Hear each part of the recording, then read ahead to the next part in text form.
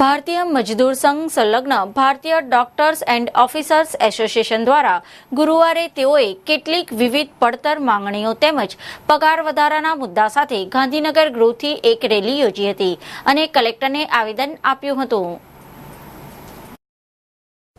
ભારતીય મજદૂર સંઘ સંલગ્ન ભારતીય ડોક્ટર્સ એન્ડ ઓફિસર્સ એસોસિએશન સાથે જોડાયેલા આયુષ ડોક્ટર્સ અધિકારી છેલ્લા 5 વર્ષથી વધારે સમયથી ફરજ બજાવે છે તેવા ડોક્ટર્સોના પગારોનો નહીવત વધારો કરેલ છે। વેતનમાં એવું છે કે અમારે હવે બહુ બધી મોંઘવારી આવી છે, પગાર ધોરણ વધતો નથી બરાબર। કોન્ટ્રાક્ચ્યુઅલમાં જે રીતે પગાર ધોરણ વધવો જોઈએ 20% લેખે દર વર્ષે પગાર ધોરણ વધવો જોઈએ એ રીતે પગાર ધોરણ વધતો નથી, એટલે અમે લોકો બહુ શોષાઈએ છીએ। અમે લોકો ટ્રાઇબલમાં નોકરી માટે જઈએ છીએ, જ્યાં જ્યાં ચાર્જ મળે છે ત્યાં અમે લોકો હમણાં સુધીની નોકરી કરી છે બરાબર કે નહીં, બધી જગ્યાએ નોકરીઓ કરે છે, પણ અમારો પગાર ધોરણ જરાય પરવડતો નથી। એમ સરકાર સામે એટલું જ છે, અમારે એટલી જ વિનંતી કરવી છે સરકારને કે ભાઈ અમારે બને ત્યાં સુધી પરમેનન્ટ કરે અને પગાર ધોરણ વધારે।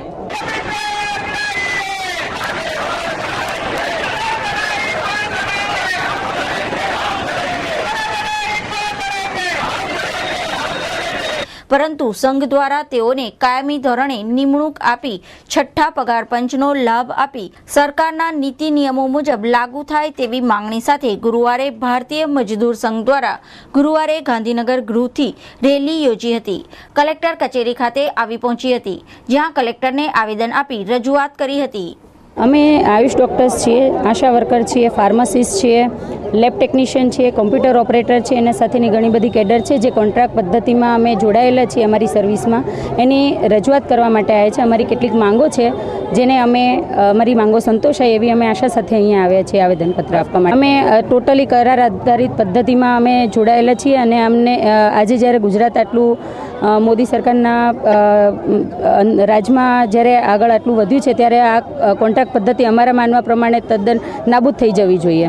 આમાં અમારું ખરેખર અમે ઘર પરિવાર વતન છોડીને અમે આરોગ્ય ખાતામાં અમે નોકરી કરીએ છીએ અને લોકોની સેવા આપીએ છીએ, 24 કલાક સેવા આપીએ છીએ, ત્યારે અમારું જે શોષણ થઈ રહ્યું છે તે તદ્દન બંધ થઈ જવું જોઈએ। છેલ્લા 3 વર્ષથી અમારા પગારમાં કોઈ પણ જાતનો વધારો કરવામાં નથી આવ્યો અને છેલ્લા 5 વર્ષથી અમે નોકરી કરીએ છીએ, તો અમે જેટલા નોકરીમાં છીએ એ લોકોને પહેલાં પ્રાથમિક ધોરણે લેવાવા જોઈએ, એ લોકોને પ્રાથમિકતા આપવી જોઈએ।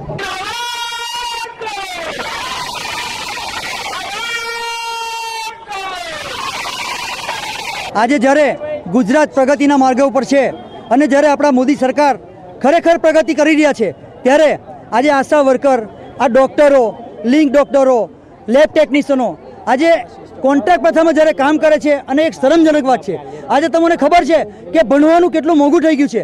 આટલું બધું મોંઘું ભણતર ભણીને પણ જો આવી રીતના પોતે પોતાના પેટનું, પોતાના પરિવારનું જો એ લોકો ગુજરાત ના ચલાવી શકે તો એ બહુ કમનસીબીની વાત છે। તો અમારે તો ગુજરાત સરકારને અને કેન્દ્ર સરકારને બસ એટલો જ સંદેશો આપો છે કે તમે જ્યારે બધાનું જો સાંભળતા હોય તો અમારું કોણ સાંભળશે।